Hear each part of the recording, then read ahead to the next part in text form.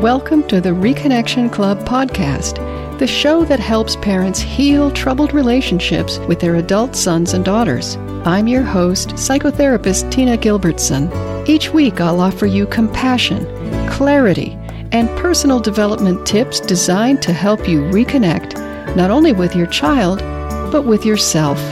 Now let's get started.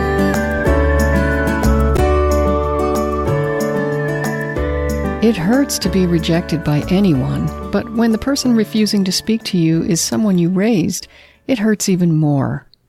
Whether you adopted your child or produced him yourself, family ties are supposed to form a bond between you. And that bond is supposed to keep you in contact for the rest of your life. That was probably what you expected, because it's what most of us expect, and many lucky people get to actually have that. But some parents find they can't rely on those family bonds. Their adult child is not respecting family ties, but is instead doing his own thing. It's a shame that it has to be this way, but the way it appears to be is this. The only way to get them to talk to you is to help them want to talk to you. In the Reconnection Club, we focus not on what's right or wrong from a moral standpoint, or how your child should behave, because that doesn't get us anywhere. So instead, we focus on results. What do you need to do to reopen that dialogue with your child and build a better relationship for the future? Since your child is already doing what she wants to do, instead of trying to get her to talk to you, wouldn't it make more sense to try to get her to want to talk to you? If she's going to do what she wants to do, then it works well for you if what she wants is to talk to you. Which brings us to the question of what makes someone want to talk to anyone. I'm going to offer a few strategies for becoming anyone's favorite confidant. If you're not in contact with your child at all right now, that means you've probably got a bit of time to practice, because it does take practice to become someone people look forward to talking to. Here are some strategies to start employing right away. You can practice these with your spouse, friends, coworkers, and other relatives. Number 1, listen 90%, talk 10%. Take a cue from therapists. Most people love their therapists. Why? Because we listen more than we talk. A therapist's feelings don't get hurt if a client doesn't ask about us. We're entirely there to focus on the client. Receiving this kind of focused attention is an extraordinary experience for most people. Most of us don't typically indulge in this kind of quote-unquote selfish conversational behavior. We're not really allowed according to social conventions. How many people do you talk to in a given week where you can just talk about everything that matters to you and nothing that doesn't? When you want to attract conversation, be like a therapist. Try to listen at least 90% of the time. And when you speak, do the second thing I'm going to suggest right now, and that is, number 2, ask questions. Now, I'm not talking about just any kind of question, like, what did you do in school today? Because some questions are just not going to be very interesting, especially to your child. I'm talking about the kind of question that he'll actually enjoy answering. For example, if your child lets you know that he got a tattoo of an alligator on his chest, you might ask, how did you decide on an alligator? That's a good question because A, you're asking about something he's probably interested in, and B, you're asking a question instead of making a judgment. Questions are often a constructive response to something that you might feel tempted to evaluate rather than just to accept. Another good time to ask a question is when your child is struggling with a decision.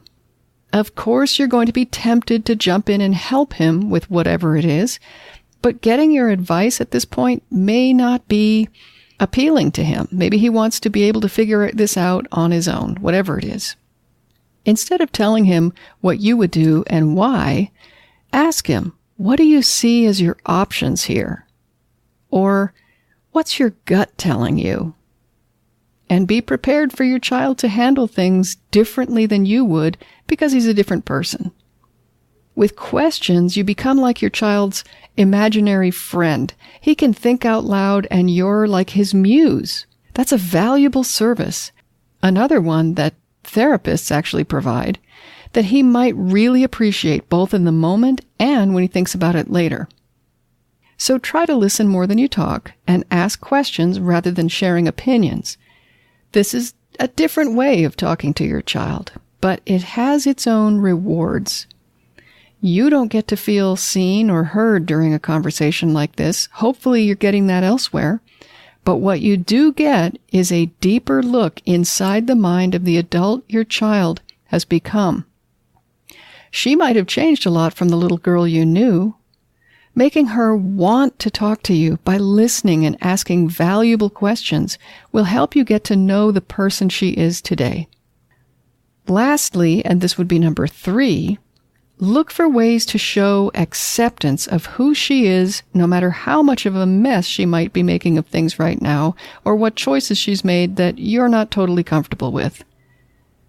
Acceptance is like catnip for humans. We love to feel accepted and appreciated for exactly who we are.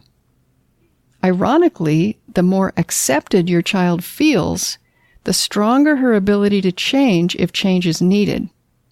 People who don't feel good about themselves are the most likely to get stuck in destructive relationships, habits, and ruts. If you don't like how your child's life is turning out, and if she doesn't seem happy with her life either, you can help her change by accepting her today exactly as she is. So those are 3 ways to get your child to want to talk to you. Number 1, listen more than you talk. 2, ask valuable questions.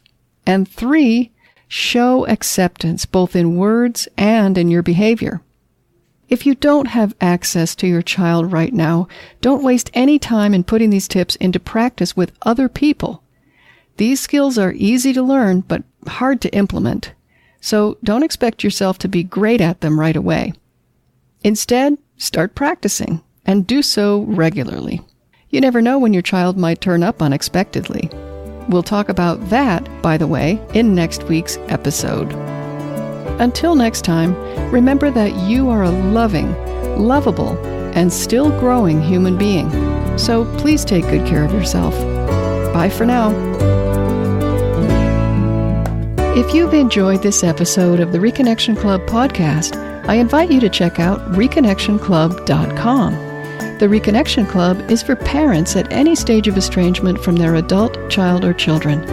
So whether you've just realized there's trouble between you, you've been living with estrangement for years, or you're newly reconciled but still walking on eggshells, the Reconnection Club is your essential resource for information, support, and continued personal growth.